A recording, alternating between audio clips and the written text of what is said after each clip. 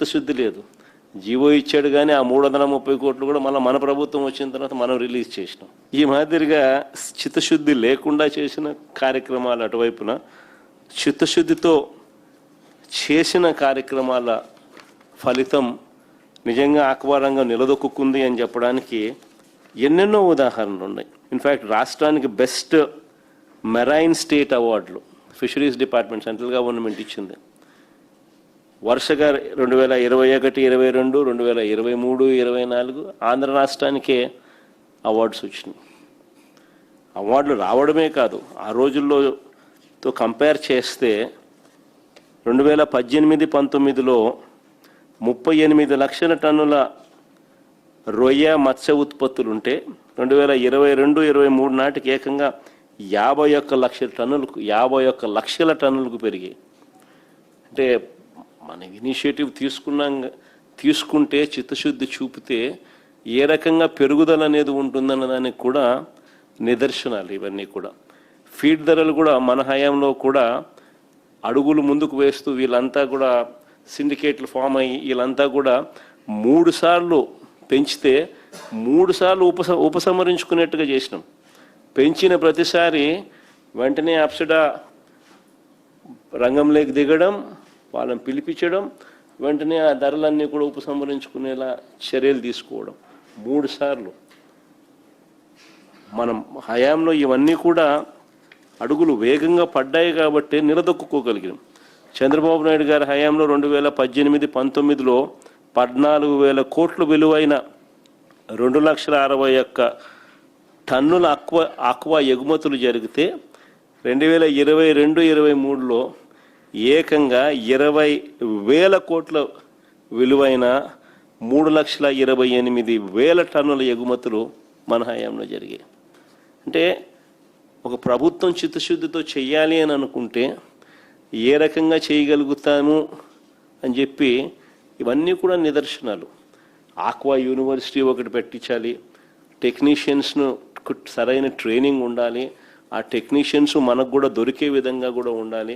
Aqua రంగంలో ఉన్న aerator రిపేర్లు అయితేనేమి, ఆక్వా రంగంలో ఉన్న మిగతా సామాన్ల ఆపరేషన్స్ విషయంలో అయితేనేమి, వాటి మెయింటెనెన్స్ విషయంలో అన్నీ కూడా ఏకంగా నరసాపురంలో ఏకంగా మనం ఒక ఆక్వా యూనివర్సిటీని కూడా ప్లాన్ చేసి కన్స్ట్రక్షన్ కూడా స్టార్ట్ చేసి ఏకంగా దానికి క్లాసులు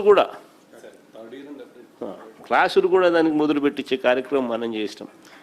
అట్లాంటిది 300 చిల్లర కోట్ల అయ్యే బిల్డింగ్కు 100 కోట్లు మన హయాంలో అప్పుడే శాంక్షన్ కూడా చేసి మొదలుపెట్టిన దానికి మిగతాది ఇచ్చి దాన్ని కంప్లీట్ చేయాల్సిన చోట దాన్ని వదిలేసిన పరిస్థితులు ఇప్పుడు చూస్తూ ఉన్నాం.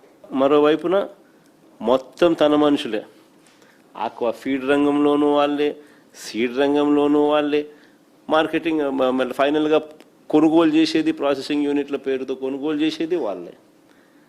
సిండికేట్ రూపకంలో ఫామ్ చేసి కరెక్ట్గా పంట పండించే టయానికల్లా రేట్లు తగ్గుతాయి. ప్రతి అడుగులోనూ కూడా రైతులను మోసం చేస్తూ రైతులు నష్టపోయే విధంగా అడుగులు వేస్తూ ఉన్న ఈ ప్రభుత్వానికి నిజంగా బుద్ధి రావాలి.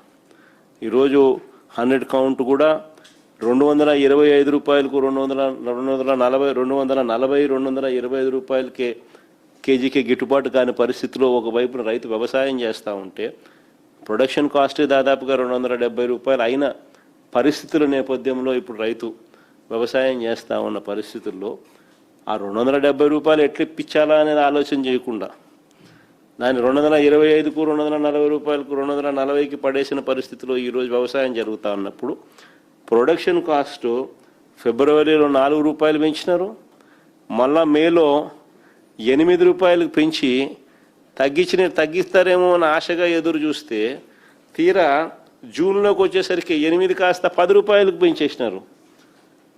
అంటే ఏకంగా 14 రూపాయల నుంచి 16 రూపాయలు ఫీడ్ కాస్ట్ పెరిగిన నేపథ్యంలో 270 గిట్టుబాటు కావడం లేదు అని అంటే అట్లాంటిది ఒకవైపు ప్రొడక్షన్ కాస్ట్ పెరుగుతుంది, మరోవైపున అమ్ముకునేదానికి చూస్తే రేటు 225, 240 రూపాయలకు తగ్గిన పరిస్థితులు కనిపిస్తూ ఉన్నాయి.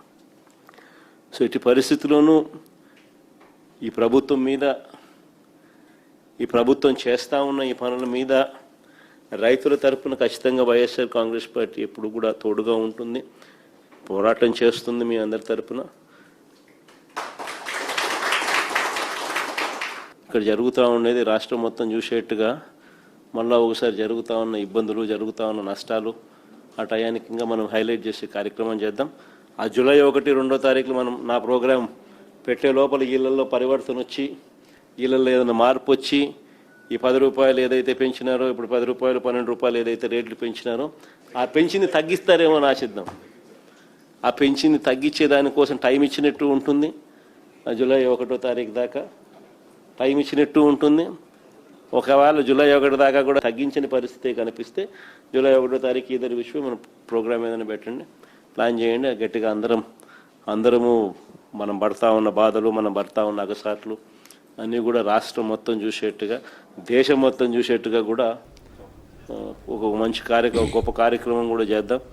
చేసి రైతుల తరఫున తోడుగా నిలబడే అత్యంత దారుణమైన